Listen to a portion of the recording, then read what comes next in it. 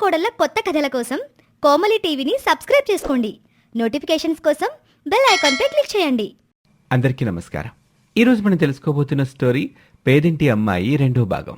ఇక మరుసటి రోజు సూర్యోదయానికి 2 గంటల ముందే ఇల్లంతా సందడిగా ఉంది. నిన్న రాత్రి అత్తగారు చెప్పిన సత్యనారాయణ వ్రతం కోసం కోమలి అన్ని ఏర్పాట్లు చేస్తుంది. తలస్నానం చేసి పట్టుచీర కట్టుకుని వంటగదిలో ప్రసాదం సిద్ధం చేస్తుంది. సూర్యకాంతం వరండాలో కూర్చొని పూజ సామాగ్రిని సరిచూస్తూ ఉంటుంది. కోమలే, అన్నీ సర్దేవా? పసుపు, కుంకుమ, గంధము, అక్షింతలు అన్నీ ఒక ప్లేట్లో పెట్టు. పట్టు వస్త్రం మర్చిపోయావా? అన్నీ పెట్టానత్తయ్యా. ఇదిగోండి, ప్రసాదం కూడా సిద్ధమైంది. గోధుమ రవ్వ ప్రసాదం. మీరు చెప్పినట్టే నెయ్యి బాగా వేసి చేశాను. ద్రాక్ష పండు, జీడిపప్పు కూడా వేశాను. వాసన చూసి చెప్పండి. వాసన ఎక్కడి దాకా వస్తుందిలే, చాలా బాగా వస్తుంది. సరే, దాన్ని ఒక గిన్నెలో పెట్టు. రాజేష్ని లేపావా? ఇంకా పడుకున్నాడా ఎదవా? పూజకి సమయం అవుతుంటే. లేచానమ్మా, లేచాను. ఈరోజు నాకే అలారం పెట్టక్కర్లేదు. మీ ఇద్దరి గొంతులు ఈ ప్రసాదం వాసన నన్ను నిద్ర లేపేశాలే. కోమలి, చాలా కష్టపడుతున్నావు. ఇందులో కష్టమేముందండి? అత్తయ్యగారు అన్నీ దగ్గరుండి చూసుకుంటున్నారు. నాకు ఇది పెద్ద అదృష్టం.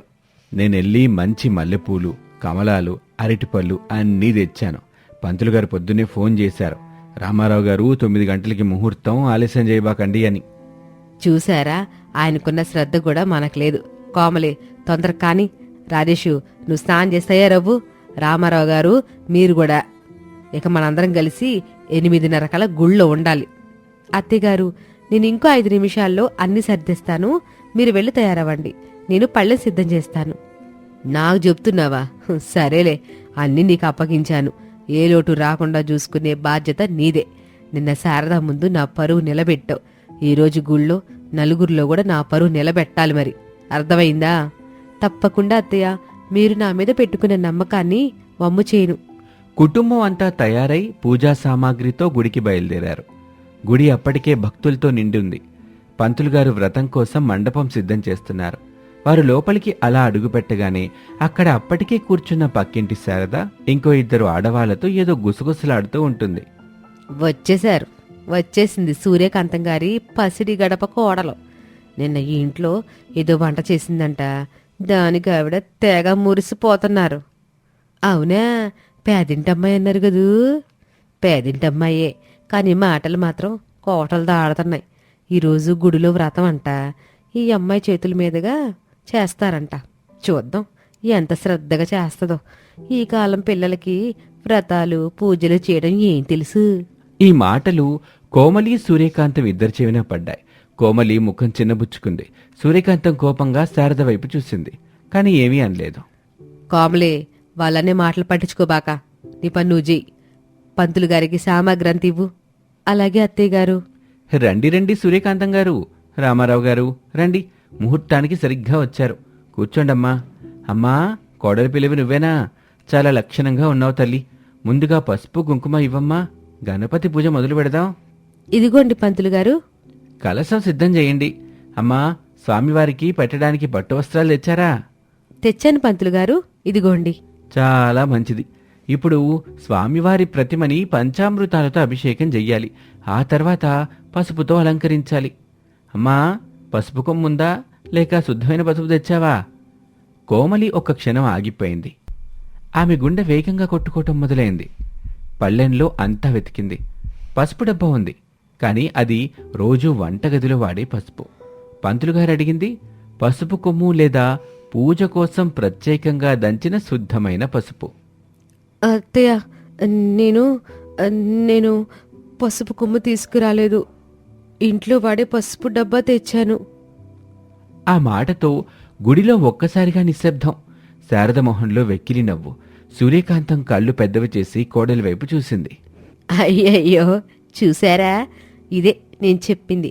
పెద్ద పెద్ద మాటలు చెప్పడం కాదు, వ్రతం చేయడం తెలియాలి. సత్యనారాయణ స్వామి వ్రతానికి వంట పసుపు వాడతారా? ఎంత అపచారం. ఇప్పుడు ముహూర్తం దాటిపోతుంది. చూసావా సూర్యకాంతం, నీ కోడలి శ్రద్ధ. నీ పరువు అంతా పోయింది ఈరోజు. అయ్యో అమ్మాయి, ఇంత చిన్న పొరపాటు చేసావేమిటమ్మా? వ్రతానికి వంట పసుపు వాడకూడదు. ఇప్పుడెలా? ముహూర్త సమయమేమో మించిపోతుంది. సూర్యకాంతం ఇప్పుడేం చేద్దాం? అమ్మా కంగారు పడుకో. కోమలి నువ్వు టెన్షన్ పడుకో. నేను ఇప్పుడే ఇంటికెళ్ళి బండి మీద పసుపు కొమ్ము తెస్తానులే. ఆగు రాజేషు. అందరూ సూర్యకాంతం వైపు చూశారు. ఆమె కోపంతో ఊగిపోతుందని అందరూ అనుకున్నారు. కానీ ఆమె ముఖం ప్రశాంతంగా ఉంది. ఆమె నెమ్మదిగా లేచి నిలబడింది. శారదా, మనిషి అన్న తర్వాత పొరపాటు జరగడం సహజం. పొరపాటు జరిగిందని ఎగతాళి చేయడం రాక్షసత్వం. దాన్ని సరిదిద్దడం మనుషుల లక్షణం. ఆ తర్వాత ఆమె పంతులుగారి వైపు తిరిగింది. పంతులుగారు, రాజేష్ ఇంటికి వెళ్ళి రావడానికి కనీసం 20 నిమిషాలైనా పట్టుద్ది. ముహూర్తం దాటిపోద్ది. దయచేసి 5 నిమిషాల సమయం ఇవ్వండి. నా కోడలు పొరపాటు చేసింది. నా కోడలే దాన్ని సరిదిద్దుద్ది. నేనా అత్తయ్య? కోమలి, నేను నీకేం చెప్పాను? నీలో శ్రద్ధ ఓపిక ఉన్నాయి. ఆ గుణం ఉంటే ఏదైనా సాధించొచ్చని చెప్పా. ఇప్పుడు కంగారు పడితే శారద లాంటోళ్ళు నవ్వుతారు. ధైర్యంగుండు. ఆలోచించు. పసుపు కొమ్ము ఇప్పుడు మనకు కావాలి. ఏం చేద్దాం? కోమలి ఒక్క క్షణం కళ్ళు మూసుకుంది. అత్తగారి నమ్మకం ఆమెకు ధైర్యాన్నిచ్చింది. వెంటనే కళ్ళు తెరిచింది. అత్తయ్య, పంతులుగారు, దయచేసి 1 నిమిషం ఆగండి. కోమలి గబగబా గుడి వెనక వైపుకు పరిగెత్తింది. అక్కడ పంతులుగారి భార్య తులసికోట దగ్గర ఉంది. అమ్మగారు, క్షమించాలి. నేను వ్రతానికి పసుపు కొమ్ము తీసుకురావడం మర్చిపోయాను. దయచేసి మీ దగ్గర ఒక్క పసుపు కొమ్ముంటే ఇస్తారా? మా అత్తగారి పరువు నిలబెట్టండి. అయ్యో, నా దగ్గర కూడా నిలవలేదమ్మా. నిన్ననే వాడేశాను. కానీ ఆ తులసి కోట దగ్గర చూడమ్మా, 2 పసుపు మొక్కలున్నాయి. వేర్లో కొమ్ములు బాగా ఊరుంటాయి. కోమలి వెంటనే తులసికోటకు నమస్కరించి ఆ మొక్క దగ్గర మట్టిని నెమ్మదిగా తవ్వి ఒక చిన్న తాజా పసుపు కొమ్మును బయటకు తీసింది. దాన్ని చీర కొంగుతో శుభ్రం చేసి పరిగెత్తుకుంటూ మండపం దగ్గరికి వచ్చింది. పంతులుగారు, ఇదిగోండి తాజా పసుపు కొమ్ము. అందరూ ఆశ్చర్యంగా చూశారు. శారద మొహం మాత్రం పాలిపోయింది. కోమలి అక్కడే ఉన్న చిన్న సన్నెకలు తీసుకొని కొద్దిగా నీళ్లు చల్లి ఆ పసుపు కొమ్ముని గబగబా అరగతీయటం మొదలుపెట్టింది. నిమిషాల్లోనే స్వచ్ఛమైన సుగంధభరితమైన పసుపు ముద్ద తయారైంది. పంతులుగారు, ఇదిగోండి శుద్ధమైన పసుపు. ఆహా, అద్భుతం అమ్మాయి. నువ్వు తెచ్చిన వంట పసుపు కంటే, నువ్వు మరిచిపోయిన పసుపు కొమ్ము కంటే ఈ అప్పటికప్పుడు తీసి అరగదీసిన తాజా పసుపు అయితేనే 1000 రెట్లు శ్రేష్టమైంది. ఇది చాలా పవిత్రమైంది. నువ్వు పొరపాటు చేయలేదు తల్లి. స్వామివారే నీ చేతుల మీదుగా ఈ తాజా పసుపుని అలంకారంగా కోరుకున్నారు. చాలా గొప్ప పని చేశావు. సూర్యకాంతం గారు, మీరు చాలా అదృష్టవంతులండి. మీ కోడలు కాదు, మీ ఇంటి గౌరవాన్ని నిలబెట్టే మహాలక్ష్మి వచ్చింది. చూసావా కాంతం, మన కోమలి తెలివి. నా నమ్మకాన్ని నిలబెట్టు. శారద ఇక అక్కడ ఒక్క నిమిషం కూడా ఉండలేక తలదించుకొని జారుకుంది. వ్రతం ఎంతో వైభవంగా ప్రశాంతంగా ముగిసింది. వ్రతం సంపూర్ణమైంది. అమ్మా కోమలి, నువ్వు వచ్చి స్వామివారి హారతి తీసుకో. ఆ రోజు మధ్యాహ్నం వ్రతం ముగించుకొని ఇంటికొచ్చిన కాసేపటికే వరండా ముందు ఒక రిక్షా ఆగింది. అందులో నుంచి రంగురంగుల పట్టుచీర కట్టుకుని ఒంటి నిండా నగలతో అహంకార మోహంలో కొట్టొచ్చినట్టు కనిపిస్తూ ఒక ఆవిడ దిగింది. ఆమె సూర్యకాంతం గారి చెల్లెలు వరలక్ష్మి. అక్క, సూర్యకాంతం అక్క, ఇంట్లో ఉన్నావా? ఓ వరలక్ష్మే, ఏంటి కనీసం ఉత్తరం మొక్క కూడా రాయకుండా వచ్చేసావు? అంతా క్షేమమేనా? క్షేమమే. నిన్ననే మా కోడలి పుట్టినరోజు పట్నంలో ఘనంగా చేశాం. ఆ వేడుక చూసి మా కళ్ళు ఇంకా తిరుగుతున్నాయి. దారిలో ఉంటే నిన్ను కూడా ఒకసారి చూసిపోదామని వచ్చాను. రామారావు బావగారు లేరా? లేరు, పొలం వైపు వెళ్ళారు. రాజేష్ ఏమో ఆఫీస్కి వెళ్ళాడు. ఇంతలో కోమలి వంటగదిలో నుంచి నీళ్లు తెచ్చి వరలక్ష్మి ముందు పెట్టింది. నమస్కారం అత్తయ్య గారు, నీళ్లు తీసుకోండి. నువ్వా కొత్త కోడలివి? పేరేంటి? నా పేరు కోమలి అత్తగారు. కోమల పేరు సన్నగానే ఉంది, మనిషి కూడా అలాగే ఉంది. ఒంటి మీద ఒక్క నాగా నట్రలేదు. ఏంటక్క ఇది? నీ కొడుకు ఇంజనీర్ కదా, వాడికి తెచ్చిన కోడలా ఇది? ఏం ముఖంలా కల్లేదు, ఏదో పేదరాలాగా ఉంది. వరలక్ష్మి, తను మా కోడలు, మర్యాదగా మాట్లాడు. క్షమించండి అత్తగారు, నేను కాస్త కాఫీ కానీ మజ్జిగ కానీ తీసుకురానా? వద్దులేమ్మా, మీ ఇంట్లో కాఫీలు తాగే అలవాటు నాకు లేదు. అయినా ఏంటక్క ఇది? నేను విన్నది నిజమేనా? రూపాయి కట్నం లేకుండా చేసుకున్నావటగా. నీ అందరు దానివి ఇంతగా దిగజారిపోయావేంటి? మా ఇంటి కోడలను చూడు. మా వాడికి పెళ్లి టైంలో 10 లక్షల నగదు, 50 తులాల బంగారం, కారు, అబ్బబ్బో, ఒక వజ్రాల వడ్డానమే చేయించేశాను. అవునా, చాలా సంతోషం. నీ కోడలు గొప్పింటి అమ్మాయి. గొప్పింటి అమ్మాయి మాత్రమే కాదు, ఆమె పొద్దున 10 గంటలకి లేస్తది. ఇంట్లో కాలు కింద పెట్టదు. పనంతా పని మనిషే చేస్తుంది. ఎప్పుడు చూసినా పట్టు చీరలు, నగలు. నిన్నైతే పుట్టినరోజుకి 10,000 పెట్టి చీర కొన్నాననుకో. అల్లుడికి 10 తులాల గొలుసు. అది హోదా అంటే. నువ్వేంటి ఇట్లా గతిమాల సంబంధం తెచ్చుకున్నావు? ఈ అమ్మాయిని చూస్తేనే తెలుస్తోంది. కనీసం వంటైనా సరిగ్గా వచ్చో రాదో. కోమలి ఆ మాటలకు ఏడుపాపుకుంటూ వంటగదిలోకి వెళ్ళిపోయింది. సూర్యకాంతం ముఖం కోపంతో ఎర్రపడింది. వరలక్ష్మి, నోరు ముయ్. నువ్వు నా చెల్లెలివి కాబట్టి ఇంతసేపు ఓపిక పట్టాను. ఓహోహో, నిజం చెప్తే కోపం వచ్చిందా అక్క? నీకెప్పుడు డబ్బంటే పిచ్చి కదా. ఇప్పుడేమైంది? ఈ అమ్మాయి ఏం మాయ చేసింది? నిన్ను, నీ కొడుకుని బుట్టలో వేసుకుంది. తను మాయ చేయలేదు. తన మంచితనంతో మమ్మల్ని గెలుచుకుంది. నీ కోడలు 10 గంటలకు లేస్తుందేమో.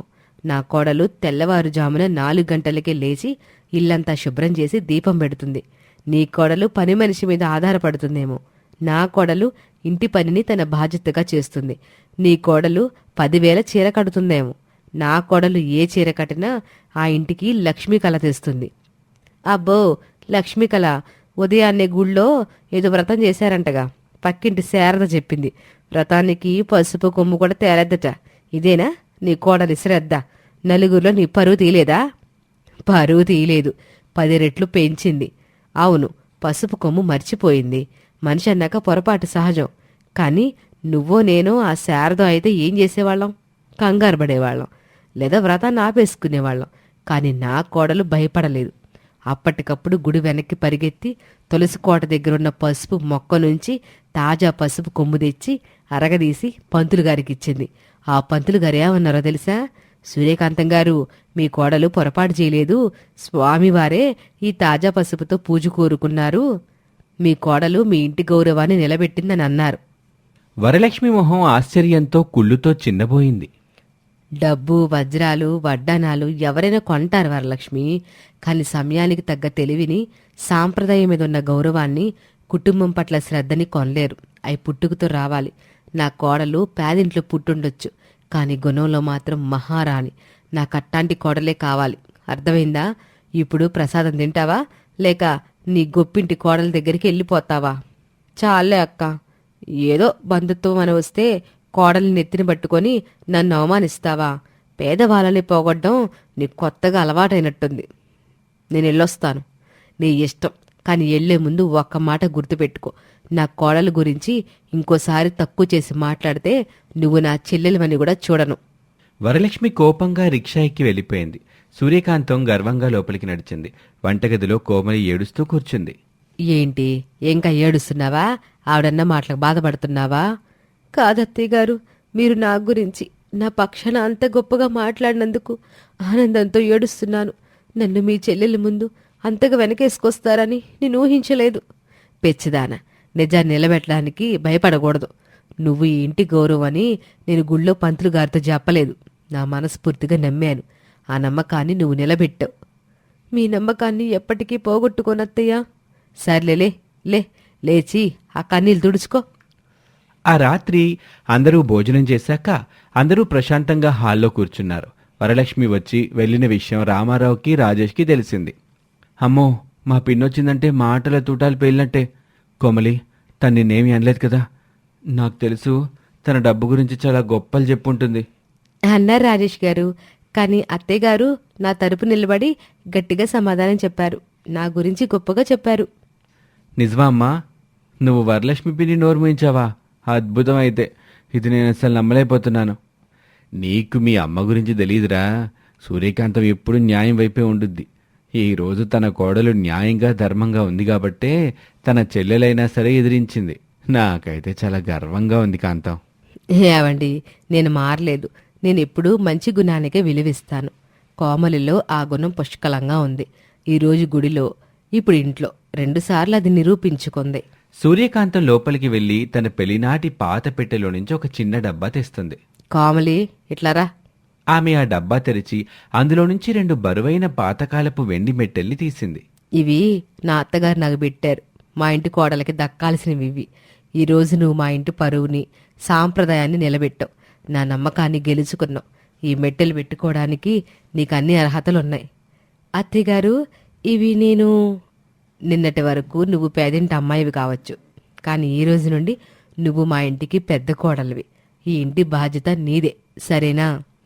అలాగే అత్తయ్యగారు. అమ్మో, సీన్ మొత్తం మారిపోయింది. ఇక నాకు ఈ ఇంట్లో విలువ తగ్గినట్టే. అత్తా కోడళ్ళిద్దరూ ఒక్కటైపోయారు.